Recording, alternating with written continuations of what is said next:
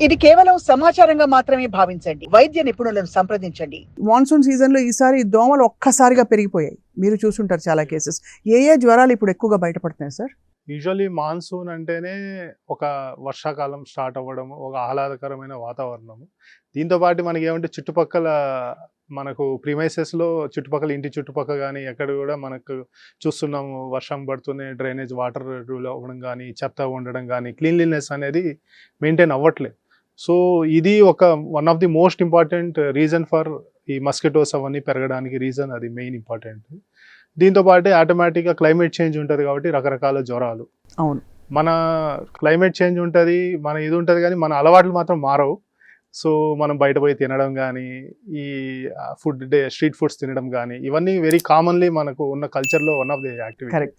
So, అవన్నీ జరుగుతుంటాయి కాబట్టి మనకు రోగాలనేవి ఆటోమేటిక్‌గా రావడానికి ఆస్కారం ఉంటది. సో మరి ఇప్పుడు అంటే మస్కిటో బోర్న్ ఇల్నెసెస్‌లో చికెన్ గున్యా, డెంగ్యూ బాగా ఎక్కువగా వస్తున్నాయి అని కేసెస్ ఆల్రెడీ మొదలైపోయాయని చెప్తున్నారు సార్. సో మీ దగ్గరకు వచ్చే పేషెంట్లు ఏ సింటమ్స్‌తో వస్తున్నారు ఎక్కువగా? మోస్ట్‌లీ ఇప్పుడు డెంగ్యూ గానివ్వండి, చికెన్ గున్యా కానివ్వండి, ఇంకో వైరల్ ఫీవర్స్. కొన్ని రకాల viral fevers, viral haemorrhagic fevers అంటారు. అవి కూడా మనకి ఇప్పుడు ఈ మధ్య కాలంలో మేము ఒక 6, 7 కేసెస్ చూసాం. We have done test for dengue, we have done test for chikungunya, but they came negative. So patient presented with rash then fever. టిపికల్‌గా అంటే ఆ ప్యాటర్న్ అనేది అవన్నీ ఒకే రకంగా ఉంటాయి. ప్రెజెంటేషన్ ర్యాష్ ఉంటుంది, ఫీవర్ ఉంటుంది, విపరీతమైన జాయింట్ పెయిన్స్ ఉంటాయి. అలా ఉండి ప్రెజెంట్ అవుతారనమాట. సో ఆ రకమైన విష జ్వరాలు అనేవి వెరీ కామన్‌గా కనిపిస్తున్నాయి. వీటికి బేస్ అయితే మోస్ట్లీ మస్కిటో బార్నే ఉంటుంది చాలా వరకు. అవును. సో ఈ టైప్ ఇప్పుడు డెంగ్యూ ఫీవర్ కనిపిస్తుంది, చికెన్ గున్యా ఫీవర్స్ అయితే చాలా కనిపిస్తున్నాయి. జాయింట్ పెయిన్స్ వచ్చి ఫీవర్ రావడం ఇవన్నీ. సో ఇవన్నీ వెరీ కామన్‌గా this is the season actually for mosquito breed కాబట్టి. కానీ జ్వరాలన్నీ ఒకటే కదా సార్. ఇప్పుడు మామూలుగా ఊరికే వైరల్ ఫీవర్ వస్తే మనకి కోల్డ్ కాఫ్ ఉంటే అట్లీస్ట్ ఒక ఇండికేషన్ ఉంటుంది. అవును. కోల్డ్ కాఫ్ కూడా లేకుండా, స్టమక్ అప్సెట్ కూడా ఏమీ లేకుండా ఒక్కసారి హై ఫీవర్ వచ్చిందంటే ముందు ఏం చేయాలి? అది కూడా 102, 103కి తగ్గట్లేదు.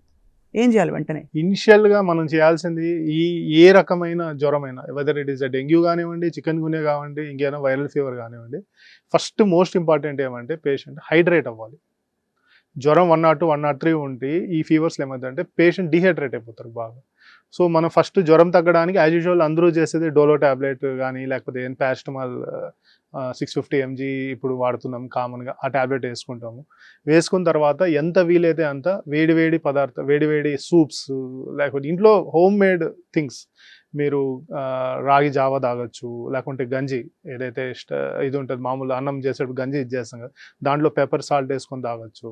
సో ఇలాంటివి ఏంటంటే they are energetic and automatically they will reduce the temperature in the body. Correct. That is one thing. రెండోది ఏమంటే బాడీ మొత్తం కోల్డ్ స్పంజింగ్ చేయడం, అంటే తడిగుడ్డతో కొద్ది మరీ చల్ల నీళ్ళు కాకుండా కొద్ది గోరువెచ్చని నార్మల్ నీళ్ళతో మంచిగా బాడీ అంతా ఇది చేయడం, డోలో టాబ్లెట్ వేసి ఇది చేయడం. సో ప్రతి 2-3 గంటలకి ఏదో ఒకటి తాపడం, లైక్ ఓఆర్ఎస్ తాపండి, లేకపోతే కోకోనట్ వాటర్ తాపండి. ఇప్పుడు షుగర్ ఏం లేకపోతే యూ కెన్ గివ్ ఓఆర్ఎస్, అది కోకోనట్ వాటర్. ఒక షుగర్ అలాంటివి ఏమైనా ఉన్నాయి అంటే ఇంకా కొన్ని జాగ్రత్తలు, మనం ఏమైనా సూప్స్, నేను ముందు చెప్పినట్టు ఏమైనా వెజిటబుల్ సూప్స్ కానీ ఏమైనా చేసి ఇవ్వడం.